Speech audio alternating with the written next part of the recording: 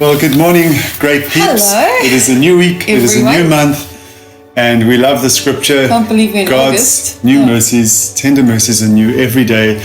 And so welcome to our Grace Place Daily Boost. And we are in Psalm 24. Verse 3 says, "Who may ascend into the hill of the Lord, or who may stand in his holy place? He who has clean hands and a pure heart, who has not lifted up his soul to an idol, nor sworn deceitfully. He shall receive blessing from the Lord, and righteousness from the God of his salvation.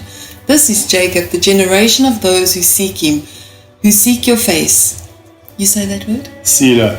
Selah. Selah. Selah.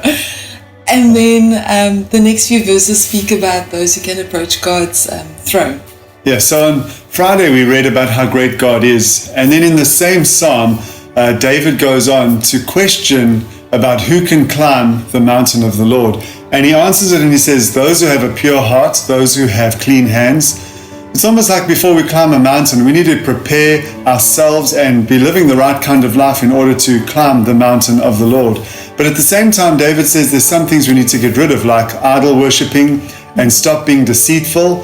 And I know sometimes we look at an idol and go, well, I don't have a Buddha in my house, or this kind of an idol, or I don't worship any kind of thing. But an idol can be anything that you place higher than God in your life. And so whatever idol there is, we need to make sure that it's not a part of our lives. Yeah, anything that you would equal to God is like an idol. And it's almost like preparing to climb a mountain. The more you prepare, the easier it will be. And the psalmist is saying how we need to prepare ourselves so that we can climb as high as possible with God. Yeah. And in our lives, we've climbed a hill or two, or a mountain or two. Here and there. Yeah. Not my forte, but it is fun.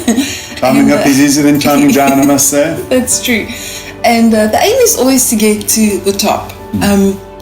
Reaching halfway feels like nothing has been achieved, unless that's your goal, of course. Yeah. But you want to get to the top. You want to get to the top. And that's where the preparation comes. So as we prepare our hearts, the psalmist is saying we need to prepare to climb all the way, because the higher we climb, the more of God's presence will be experienced. And the truth is this: we have as much of God as we want in our lives, but it depends on how we climb, for example, on this mountain of the Lord. Yeah. So the first half of the psalm ends off with David saying, those who seek after the Lord will receive blessing from him. So be encouraged that as you seek this great God that we serve, and as we spend time seeking him and climbing this mountain towards him, that his presence will be with us wherever we go. Yeah. It's such an encouragement. So, he created the foundations of the earth, he created the mountains, and the sea, everything by him, created for him.